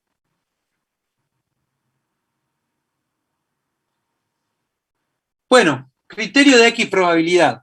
Este criterio, básicamente alguien había dicho, bueno, hay una situación en la cual hay muchas alternativas donde me va bien, muchos estados de la naturaleza donde me va bien, y uno solo donde me va mal. Y encima no me va mal por tanto. Entonces, básicamente, el criterio de X probabilidad lo que dice es que es algo parecido, razona con una lógica similar. Dice, vamos a considerar que todos los estados de la naturaleza son igualmente probables. ¿Sí? Entonces, si hay 4 situaciones posibles, la probabilidad de cada una de ellas, como consideramos que tienen la misma probabilidad de ocurrencia, lo cual es falso, lo cual en realidad es una crítica muy fuerte que tiene el modelo, porque no hay razón para suponer que tienen la misma probabilidad, ¿no?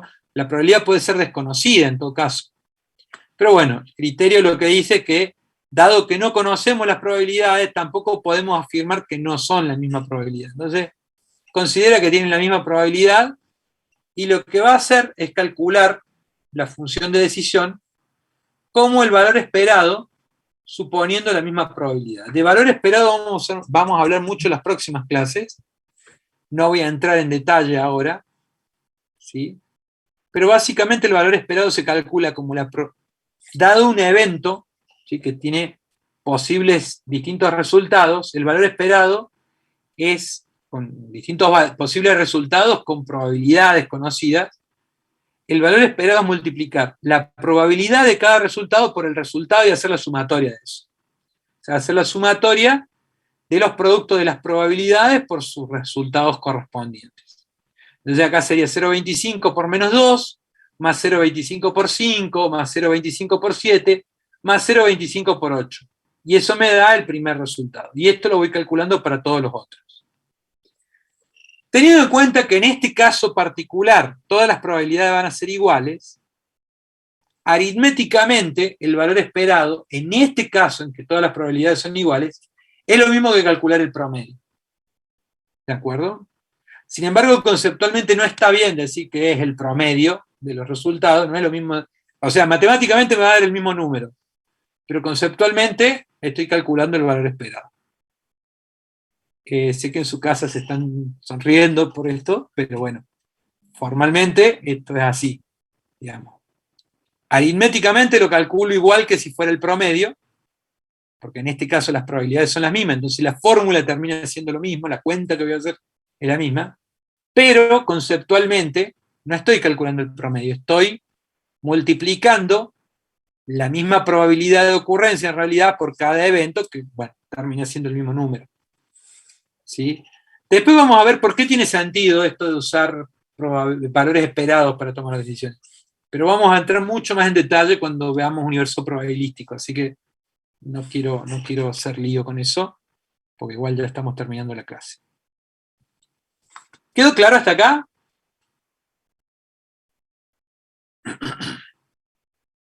Sí, profe.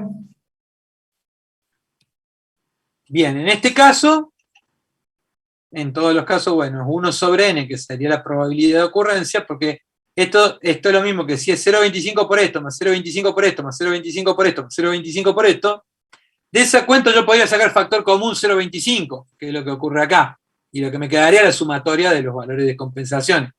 Por eso es que es equivalente, digamos, aritméticamente a calcular el promedio. ¿Sí? Y como eran beneficios, termino eligiendo la alternativa con el mayor valor esperado, que es la X1. Que alguien había dicho, yo elegiría la primera porque hay muchas situaciones en las que gano. Entonces, hay digamos, 0,25, 0,25 y 0,25 de que me salga un resultado positivo. ¿Sí? Y además, son valores grandes. Entonces, el valor esperado me está considerando todo eso junto. Bien. Eso para el criterio de X probabilidad. Y, bueno, básicamente la función de decisión es el valor esperado. El concepto de valor esperado ustedes lo tienen que haber visto en estadística. Igual, como les digo, ya vamos a entrar más en detalle, lo vamos a repasar un poco cuando veamos universo probabilístico. Y el último criterio es el criterio de mínimo lamento de Savage, que básicamente, disculpen, nos vamos a pasar 5 minutitos, pero es importante que cerremos porque hay varios feriados lunes, así que aprovechemos porque si no, estos temas por ahí los van a tener que estudiar sino solos. El último criterio es el criterio de mínimo lamento o criterio de Savage. La idea es la siguiente. Hay situaciones en las que yo, a la hora de elegir, en lugar de enfocarme en buscar la máxima utilidad, lo que voy a tratar de enfocarme es en elegir aquella alternativa que implique que si no me va tan bien, no me lamente perder mucho. ¿Sí? Entonces, básicamente es esa. Que básicamente cuando haya elegido, Si termina ocurriendo algo que no era la mejor situación que esperaba, o sea, si termina ocurriendo otro estado de la naturaleza, no me genere, digamos, un costo de oportunidad demasiado grande, que no tenga que lamentar haberme perdido de ganar mucha plata. ¿Sí? Entonces, básicamente, la lógica que tiene es la siguiente. Fíjense, para el primer estado de la naturaleza, ¿no? Uno tiene que elegir siempre alguna de estas alternativas. Para el primer estado de la naturaleza, si ocurriera el estado de la naturaleza 1, la mejor alternativa que yo podría haber elegido era la 4. Lo que pasa es que yo no sé qué va a ocurrir el estado de la naturaleza 1. Podría ocurrir cualquiera. Pero si ocurriera el estado de la naturaleza 1, el golazo en el ángulo hubiera sido elegir la alternativa 4. Si yo hubiera elegido en lugar de la 4 la 5, ¿cuánto hubiera dejado de ganar? ¿Cuánto hubiera perdido de ganar? Si ocurre el estado de la naturaleza 1. ¿Sí? Y yo en vez de haber elegido la 4, justo elegí la 5. ¿Cuál es mi pérdida de oportunidad? ¿Cuál es mi lamento? Bueno, es la diferencia entre lo máximo que podría haber ganado, dado este estado de la naturaleza, y lo que hubiera ganado si elijo esta alternativa. En este caso, sería de 18. Yo eligiendo esta alternativa, termino perdiendo de ganar 18. O sea, gané 12, pero podría haber ganado 18 más todavía, si hubiera elegido la otra alternativa. ¿De acuerdo? Por otro lado, si hubiera elegido la X3, no solo que hubiera perdido los 30 de ganancia, sino que además perdí 1 de costo extra, así que perdí 31 en realidad. ¿Sí? Entonces, básicamente, lo que estoy tratando de determinar es cuánto pierdo de ganar. Esos valores los voy a ir ordenando en una matriz que se llama matriz de lamento, que es esta matriz R. Entonces, básicamente, la forma de llenarlo es la siguiente. Para cada estado de la naturaleza identifico el mejor resultado. En este caso, o sea, primero identifico si es de beneficio o de costos, ¿no? En este caso es de beneficio. Entonces, el mejor resultado es el mayor. En este caso, para el primer estado de la naturaleza, el mayor beneficio sería 30. Entonces, lo que vamos a hacer, ¿sí?, es para cada uno, bueno, para 30 no tengo pérdida de oportunidad, ¿no? Entonces, va a ser 0 pérdida de oportunidad. Si yo justo elegí X4 y se presentó esto, no tengo nada que lamentar. La clavé en el ángulo, digamos. Está todo bien. Ahora, si elegí la otra, perdí de ganar 18. ¿Sí? ¿Por qué? Porque serían los 30 que podría haber ganado, menos los 12 que realmente hubiera ganado si elijo la 5. ¿Sí? Entonces, fíjense que lo que se va aplicando es esta fórmula. El máximo de las compensaciones, dada, digamos, el estado de la naturaleza que estoy analizando, menos la compensación que estoy calculando. Por ejemplo, para este otro caso, va a ser 30 menos 1, que me va a dar 31. Para este otro caso va a ser 30 menos 2, que va a ser 28. Para este caso va a ser 30 menos 2, que va a ser 32. Y que se lee de la siguiente manera. Yo digo, si hubiera elegido esto, hubiera ganado 30. Pero como elegí esta otra, perdí 2. Entonces, ¿cuánto me estoy lamentando? Los 30 que podría haber ganado y los 2 de costo adicional. O sea, 32. ¿Quedó claro, chicos? ¿Hasta ahí?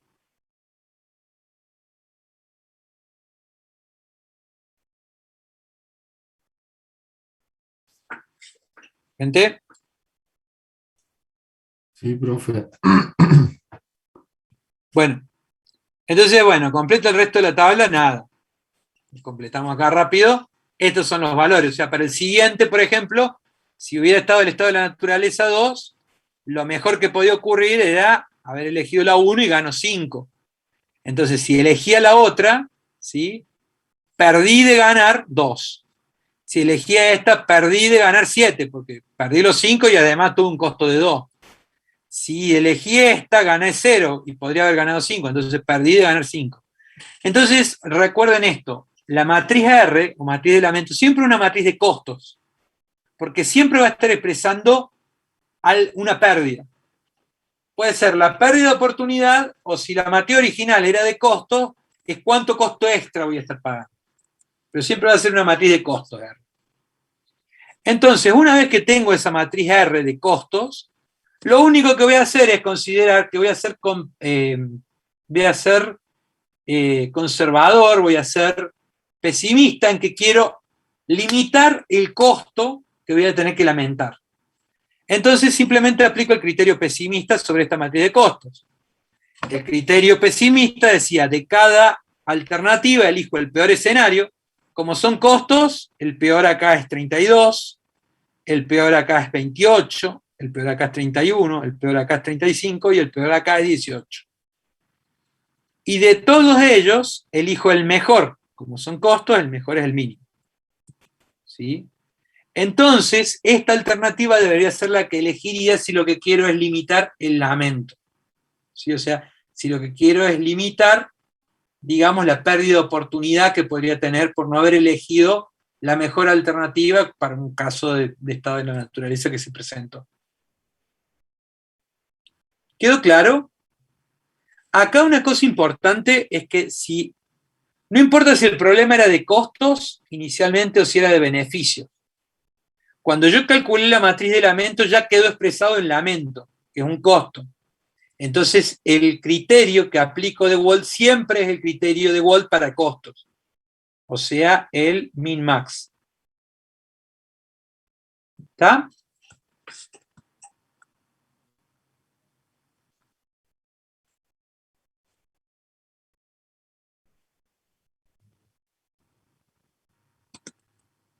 Hola, hola. Sí, profe. Bien. Básicamente en esta alternativa lo que estoy buscando es no tener que lamentar el hecho de haber perdido una gran oportunidad. Básicamente ese es el criterio. El criterio, voy, qué sé yo, a la vinería. Y hay un whisky caro, hay 2 whisky caros. Y yo fui pensando en comprar alguno, ¿no? Y, qué sé yo, hay uno que me da la impresión que es una gran oportunidad porque no sé, pero me da la impresión que está a muy buen precio. Y hay otro que sé que está a buen precio, pero no es un preciazo, digamos. Está un poco más barato que lo que normalmente estaría, mientras que el otro, no sé, puede ser que esté muy, muy barato, que sea una gran oportunidad, digamos. Entonces, hay decisores que van a decir, bueno, me llevo esta que está en precio, sé que está en precio, ese sería el criterio de Wald. Me llevo el que sé que es un buen precio y que estoy ahorrando plata. Listo, chao. Esa sería una opción. El criterio de Savage, capaz que elige el otro, porque dice, en una de esas estaba en muy buen precio y me pierdo una gran oportunidad. ¿De acuerdo? Entonces lo que va a analizar son los números para asegurarse de que no se esté perdiendo una gran oportunidad. Básicamente es esa la idea. Bien. ¿Quedó claro? Sí, profe. Gente, bueno, disculpen, nos pasamos unos minutitos, pero bueno, es importante que cerráramos este tema porque así pueden trabajar, digamos, en las clases de práctico, ya con esto completo, y bueno, lamentablemente, digamos, vamos a perder algunas clases por el tema de feriados y demás, así que habría que avanzar sí o sí. Si no hay ninguna pregunta, cortamos acá, y bueno, me puedo quedar unos minutitos por si hay alguna pregunta de cuestiones del parcial, pero bueno, mañana también tienen clase, así que también Profe, pueden. yo le quiero consultar respecto a la metodología del parcial y si va a haber que loguearse de alguna manera especial o algo, o tal cual como venimos en las clases.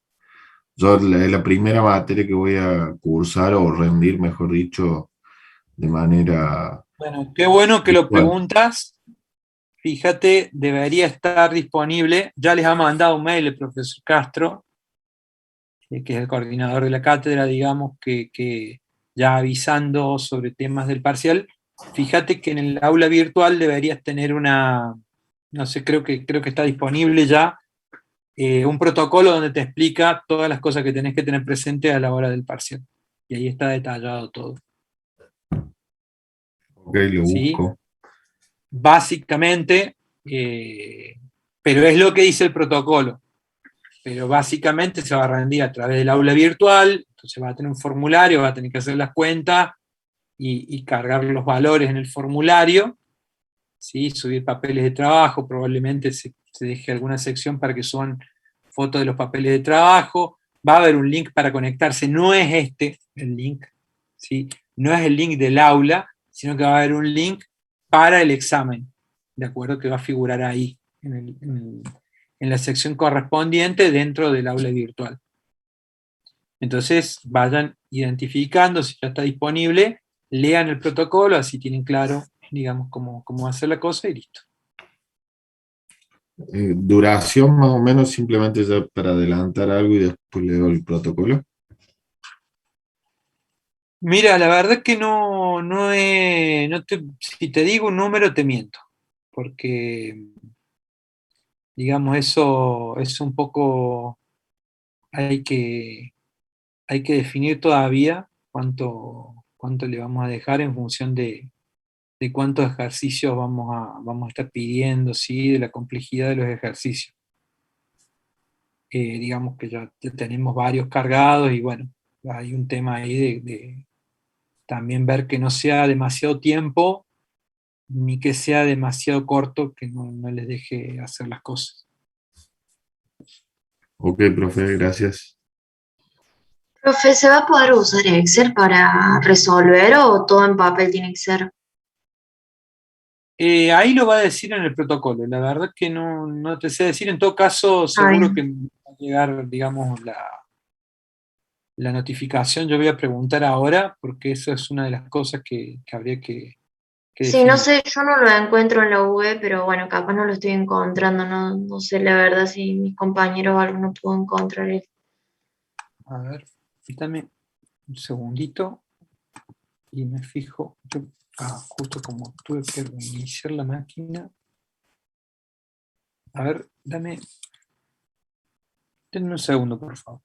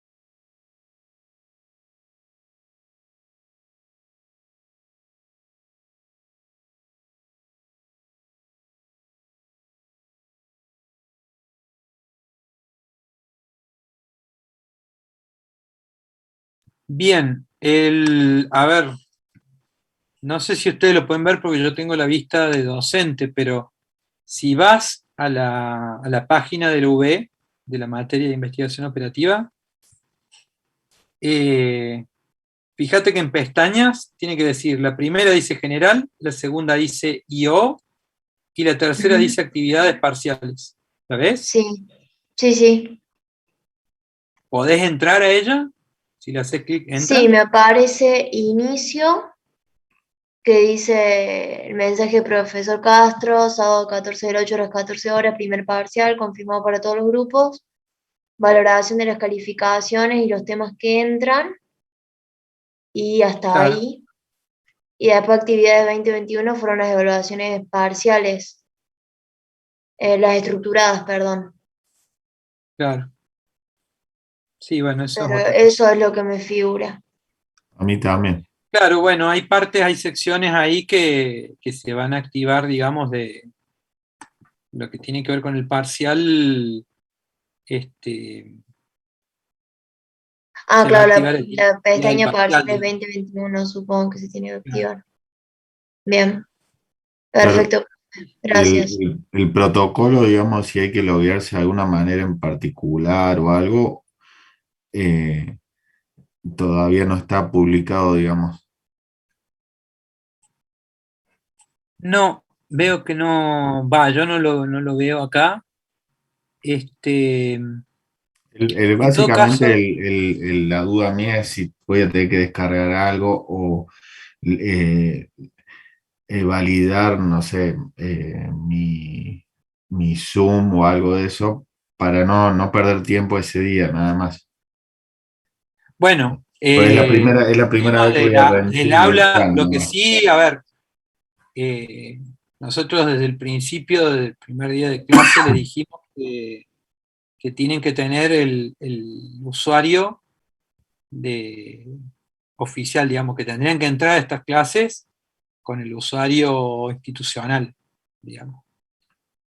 Por eso claramente puede ser que el día del parcial, digamos, se exija que entren con el usuario institucional. O sea, asegúrense de que lo tienen activo. Teóricamente ya lo deberían haber hecho, digamos, no le he bloqueado la entrada a los que vienen como invitados, porque además hay mucha gente que por ahí, digamos, le dejamos que acceda a las clases porque está rindiendo exámenes y bueno, les sirve poder, es como si vinieran de oyentes, pero en rigor deberían estar todos entrando con el usuario institucional. Así que eso sí, fíjense de que lo tengan en condiciones.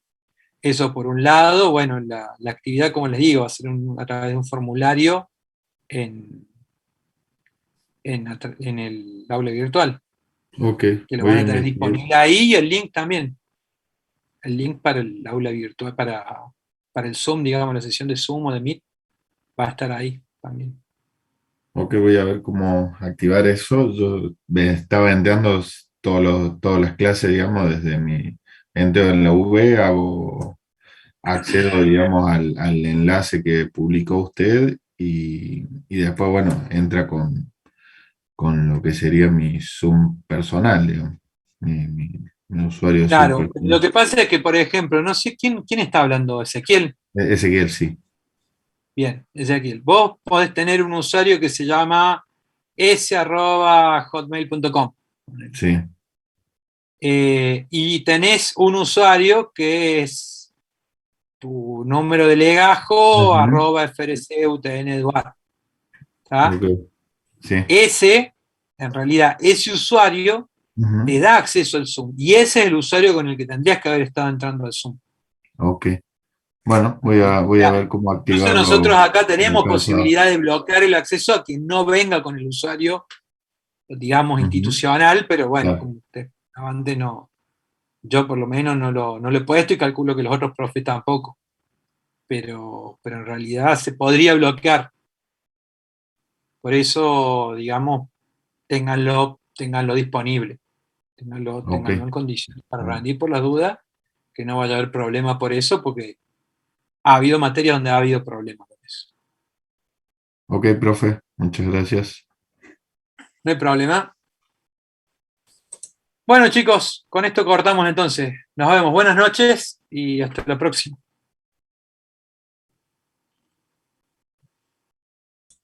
Hasta luego. Chau, chau.